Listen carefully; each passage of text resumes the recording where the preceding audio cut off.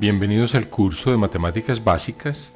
En esta clase entonces vamos a estudiar algunas propiedades de los números naturales. Entonces recordemos pues que el sistema de los números naturales es el sistema de los números con los que contamos iniciando en 0, 1, 2, 3, 4, etc. Digamos son los números más inmediatos que vienen a la mente. Sin embargo, paradójicamente, el estudio de los números naturales es una de las ramas más difíciles de la matemática.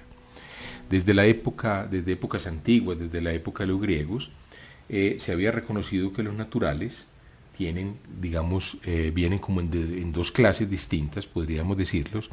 Unos son los números compuestos y otros los números primos. Entonces recordemos la definición de un número primo.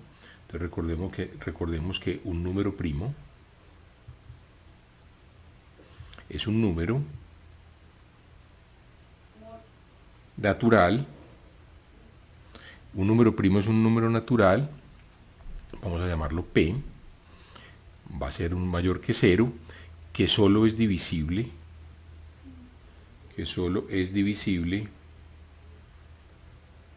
por él y por la unidad. Por él y por la unidad. Por él y por la unidad. Por ejemplo, cuando decimos divisible, obviamente, nos referimos a que sea divisible en forma exacta, ¿cierto? Entonces la primera noción es la noción de divisibilidad, es la noción intuitiva. Entonces también recordemos que A divide a B,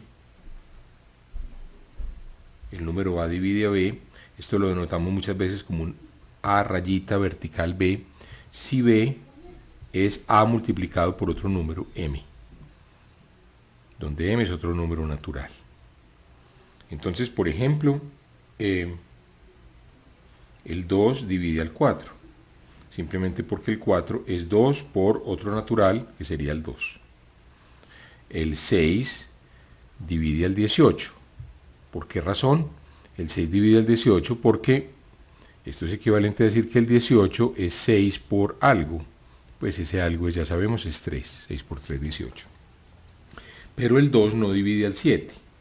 No es cierto que el 2 divide al 7, pues el 7 no se puede expresar como 2 por nada. Obviamente los números divisibles por 2 son los números pares, lo que conocemos como números pares, y los números impares como el 7 no son divisibles por 2. Entonces un número primo es un número natural que solo es divisible por él y por la unidad. Entonces veamos cuáles son los primeros primos. Entonces empecemos a hacer la lista de los números primos. Pues, bueno, hay una cuestión de convenio. Por convenio se excluye al 1. El 1 satisfaría esta definición, pero por convenio se excluye. Entonces aquí, digamos, estrictamente el P va a ser mayor que 1. No solo mayor que 0, sino mayor que 1. El 1, por una cuestión de convenio, repito, se excluye en la lista de los números primos. Entonces los números primos son, por ejemplo, el 2, después vendría el 3, ¿cierto? El 2 es solo divisible por 1 y por 2, el 3 también, el 4 no es primo, ya vimos, es divisible por 2, el 5 es divisible por él y por la unidad, el 7, ¿qué tal el 9? El 9 no es un número primo, es decir, si pusiéramos aquí el 9, pues tendríamos que eliminarlo porque el 9, eliminémoslo, no es primo porque el 3 divide a 9, ¿cierto? ¿Por qué lo divide? Simplemente porque 9 es 3 por 3. Dividirlo, recuerden, repito, es que el 9 sea un múltiplo del 3.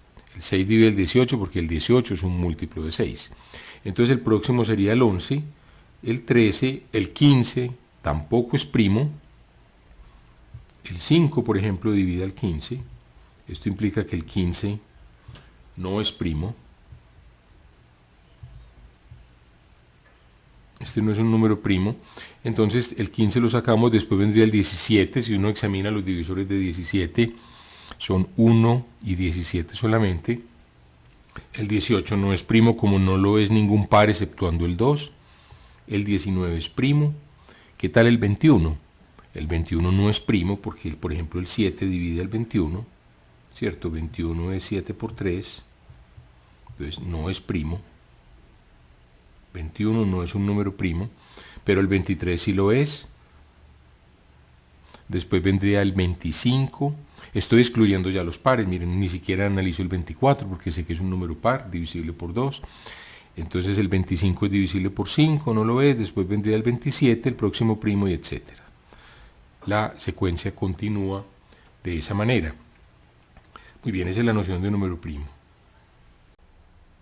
Entonces recordemos algunas nociones de la teoría de números. Entonces recordemos que un número P se llama primo, un número mayor que 1, si no tiene divisores propios. Es decir, si D divide a P, D tiene que ser 1 o P. Y un número que no sea primo, entonces se llama, la terminología es llamarlo un número compuesto. Los primeros primos, ¿cierto? Son el 2, el 3, el 5, el 7, el 11, el 13, etcétera, como lo habíamos listado ahorita. Pues uno puede seguir. Y hay una manera que se le atribuye a Eratóstenes, que fue este gran matemático y director de la Biblioteca de Alejandría, fue además poeta, fue un hombre, digamos, extraordinario. Este sencillo método que se conoce como la criba de Eratóstenes consiste en lo siguiente: supongamos que queremos encontrar los primeros números primos del 1 al 100, entonces en esta tablita los ponemos todos y vamos tachando todos los múltiplos de un número particular. Por ejemplo, comencemos tachando todos los múltiplos de 2. Entonces tachamos los múltiplos de 2, ¿cierto? Entonces al tachar los múltiplos de 2 tenemos el 4, el 6, el 8, el 10, el 12, etc. Excepto el 2 no lo tachamos. Luego los múltiplos de 3, excepto el 3, salvo el 3, así entonces tacharíamos el 6. Bueno, el 6 ya estaba tachado, pero no importa, digamos que podemos pensar que lo volvemos a tachar si uno quiere. Después entonces tachamos el 9, que se faltaba por tachar. Después tacharíamos el 15, etcétera. Y así entonces seguimos con todos los números, con el 5, el 6, el 7. Y lo que nos queda después hasta llegar a 100, son lo que se ve aquí en color rojo claro o en rosado, son precisamente los números primos. Entonces este procedimiento muy sencillo de ir tachando los múltiplos de cada uno de los números enteros produce de una manera muy elemental o proporciona de manera muy elemental una tabla con todos los números primos. Entonces el algoritmo más sencillo para saber si un determinado número natural es primo es el algoritmo de la división. Es decir, uno va ensayando todos los divisores menores que el número, 2, 3, 4, 5, hasta n-1, y si alguna de esas divisiones es exacta, entonces podemos asegurar que el número n es un número compuesto, no primo. Y si ninguna de las divisiones es exacta, entonces n será un número primo. Ahora, no lo voy a discutir aquí, pero es posible ver que basta examinar hasta la raíz cuadrada de n. O sea, por ejemplo, queremos saber si 227 es primo. Si la raíz cuadrada es 15.06, o sea, basta examinar que no sea divisible por ningún número primo hasta el 15. Ahora esto pues lo traigo a manera de información, porque muchos sistemas de criptografía modernos utilizan números primos. Es difícil en general saber cuándo un número muy grande es primo. Por ejemplo, cuando un número tiene 200 cifras, hay que realizar miles de millones de operaciones, habría pues en principio que realizar todas esas operaciones para comprobar que efectivamente es primo. Aunque un computador realiza millones de operaciones por segundo, pues ese tiempo es muy grande y cuando el número de dígitos aumenta, ese tiempo crece de manera exponencial. Para darles entonces un ejemplo, supongamos que a uno le dan un número de 50 cifras y quiere saber si ese número es primo. Entonces la raíz cuadrada de un número de 50 cifras es del orden de un 1 de 10 a la 25, es decir, un 1 seguido de 25 ceros. Ahora, si un computador realiza 10 a la 9, es decir, 1000 millones de operaciones por segundo, necesitaría alrededor de 10 a la 16 segundos. Eso es un tiempo equivalente a 317 millones de años. Es decir, para comprobar así directamente, utilizando el algoritmo de la división, que un número cualquiera de 50 cifras es primo, habría que hacer, y haciendo 1000 millones de operaciones por segundo, o sea, un computador muy veloz necesitaría 317 millones de años. Una idea es que el continente que se llamaba Pangea, de donde se desprendieron los continentes que hoy conocemos, se formó hace 300 millones de años. Entonces piensen que el computador empezó a trabajar en la época en que Pangea comenzó a dividirse y termina apenas ahora. Solamente después de ese tiempo, después de ese lapso enorme de tiempo, habrá terminado y habrá decidido si ese número en cuestión era un número primo o no. Ahora, los números primos son importantes en aritmética porque todo número se puede expresar de manera única como un producto de primos. Entonces, este es el conocido teorema fundamental de la aritmética. Veamos algunos ejemplos primero. Por ejemplo, piensen en el número 12. El número 12 se puede escribir como el 2 por 2, 4 por 3, 12. Es decir, es el producto de 2 al cuadrado por 3. Entonces, el 12 lo hemos escrito como el primer primo es 2 elevado a la 1 potencia al cuadrado y el segundo primo es el 3. Y así con todo número. Por ejemplo, el 20 se puede escribir como 2 al cuadrado por 5, que es 5 por 4, 20. Y en general uno puede descomponer cualquier número en factores primos. Por ejemplo, el 60 por divisiones sucesivas, pues el 60 es divisible por 2. Entonces es 30 por 2. El 30 también es divisible por 2, es 15 por 2. Por 2 que ya teníamos. Ahora tomemos el 15. Entonces el 15 también es divisible por, ya no por 2, sino por 3. Entonces sería 5 por 3 por 2 por 2. Y notemos que lo que quedó ahí ya son todos números primos. Es decir, el 60 se puede escribir como 2 al cuadrado por 3 a la potencia 1, si uno quiere, por 5 a la 1. Entonces, un célebre teorema debido a Euclides nos dice que todo número puede escribirse de manera única, todo número natural puede escribirse de manera única como un producto de potencias de primos. Muy bien, entonces el célebre teorema debido a Euclides nos dice entonces, el teorema de Euclides, que todo número natural se puede escribir como producto de potencias de números primos.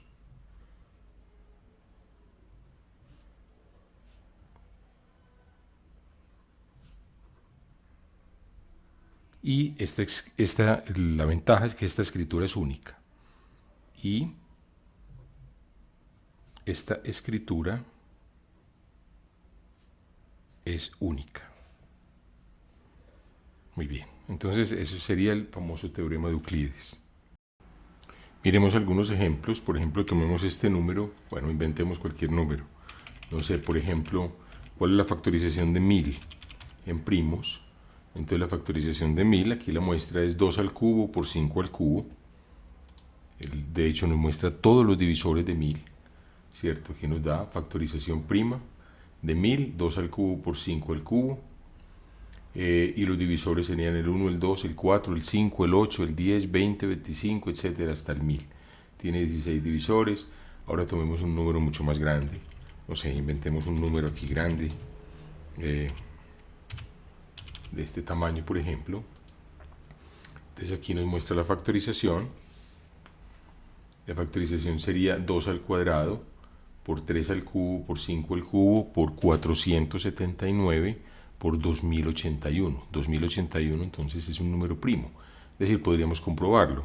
Démosle que factorice el 2081. Que el Wolfram nos factorice el 2081. Y el 2081 solamente tiene un divisor, que es el mismo, o sea, es un número primo. Una pregunta entonces que de inmediato viene a la mente es si los números primos son infinitos o no son infinitos, ¿cierto? O sea, hemos demostrado que todo número es el producto de primos. Podría ser que de un punto en adelante los números primos desaparecieran. Vimos cómo construir números primos utilizando la criba de Eratóstenes, pues es posible, digamos, en principio, que existiera un número natural muy grande a partir del cual, de ese número, ya no haya ningún otro primo. Pues resulta que en un célebre teorema debido a Euclides, Euclides demuestra que esa situación nunca se puede dar y que los primos son infinitos. Entonces vamos a ver, detengámonos y miremos el argumento de Euclides. El argumento de Euclides consiste en un argumento que se conoce como argumentos por reducción al absurdo en matemáticas. Cuando se quiere demostrar cierta proposición, cierta afirmación, entonces es común, los matemáticos lo que hacen es que niegan la veracidad de esa hipótesis y llegan a una contradicción. Entonces la hipótesis tiene que ser cierta. Pues esto realmente no lo hacen los matemáticos solamente. Pues lo hacemos todos en la vida cotidiana. Cuando una persona le dice, por ejemplo, a otra, le hace un reclamo, le dice, no es posible que hubiera pasado tal situación, no es posible que estuvieras en la casa de tu papá, por decir algo, cuando te llamé, porque yo llamé allá y tu papá me dijo que no estabas. Y luego, conclusión, tenías que haber estado en otro lugar. Pues estoy dando un caso muy elemental, pero es básicamente el mismo argumento. Entonces Euclides procede de la siguiente forma. Dice Euclides, supongamos que los números primos fueran finitos, entonces los lista, P1, P2 hasta Pn. P1 sería el número 2, P2 sería el número 3, Pn sería el último de los primos que existe. Entonces construye un número n mayúscula que es el producto de todos estos p's, al cual después le suma 1. Muy bien, entonces, repito, Euclides supone que todos los números primos los numera, son P1, P2 hasta Pn, él está suponiendo que son finitos, y vamos a llegar a una contradicción, y construye este número natural P1 por P2 por Pn más 1. Entonces, dice Euclides lo siguiente, este número n es claramente mayor que cualquiera de los p's que aparecen en el producto, porque es el producto de todos más 1. Entonces eso lo hace un número mayor. Por tanto, no puede ser un número de la lista P1 hasta Pn, porque es mayor que todos ellos. ¿De acuerdo? Entonces este es un número que no puede ser primo, porque es mayor que todos los primos. Entonces, por el teorema fundamental de la aritmética, el que escribo aquí como TFA, de manera abreviada, ese número tiene que ser producto de potencias de primos. Pero, o sea, producto de potencias de estos mismos primos. Pero cuando uno divide por cualquiera de sus primos, al dividir por cualquiera de sus primos, el residuo siempre es 1. ¿Cierto? Uno divide, queda un factor más 1 como residuo y en consecuencia este número n no puede ser divisible por ninguno de estos primos. Entonces, de acuerdo al teorema fundamental de la aritmética, al ser un número compuesto, por no ser primo, debería ser divisible por algún primo, pero por la forma como fue construido, al dividir por cualquier número pi, siempre obtenemos un residuo 1. Luego esa es una contradicción, ese número no puede ser ni primo ni compuesto, y esta contradicción entonces proviene de nuestro supuesto de la finitud de los primos. De ahí entonces que el número de números primos tenga que ser infinito. Este es un argumento realmente maravilloso. Si ustedes lo miran bien, pues es algo muy sencillo, pero es algo muy ingenioso al mismo tiempo.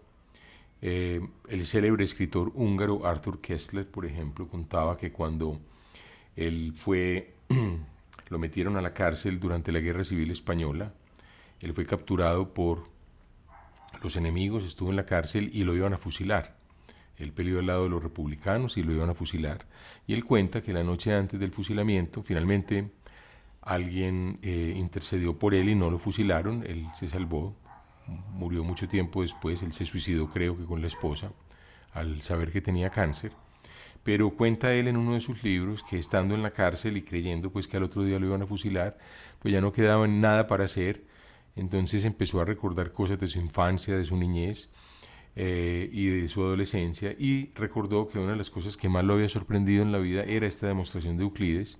Cuenta él mismo que arrancó un resorte del colchón de la cama y con el resorte en la pared trató de rayar el argumento, tratando de acordarse del argumento de Euclides, el que finalmente pudo reconstruir, y lo cual dice le dio un motivo de gran consuelo pensando que al otro día iba a morir. Esta es una historia pues de Arthur Koestler. Volviendo al teorema fundamental, pues hay dos teoremas entonces debidos a Euclides, que son este teorema de los números primos, de la infinitud, y el teorema fundamental de la aritmética. Bueno, se preguntarán quién era Euclides. Ustedes lo han oído mencionar toda la vida. Euclides es el matemático más famoso de la antigüedad con Arquímedes. Su nacimiento se data en el año 330 a.C., parece haber muerto en el 275, y es probable que se hubiera educado en Atenas. Hay muchos datos inciertos sobre su vida, lo que explica sus buenos conocimientos de geometría, los que habría adquirido en la escuela de Platón, y parece que tampoco estaba familiarizado con las obras de Aristóteles. Su obra más famosa son los elementos de Euclides. Aquí vemos un fragmento de los elementos en un papiro famoso hallado en el yacimiento de Oxirrinco en Egipto. En este papiro aparecen algunos de sus teoremas célebres y podríamos decir sin exagerar que los elementos de Euclides están entre los grandes 5 libros de la historia de la humanidad. Es un libro que tuvo una trascendencia enorme en todos los matemáticos. El mismo Isaac Newton, por ejemplo, reconoce que los elementos de Euclides fueron la piedra angular para su formulación del cálculo infinitesimal y definitivamente siguen siendo todavía una fuente de conocimiento insuperable e invaluable. Con esto hemos llegado al final de esta clase y los invito a que continúen viendo este curso de matemáticas básicas. Muchas gracias por su atención.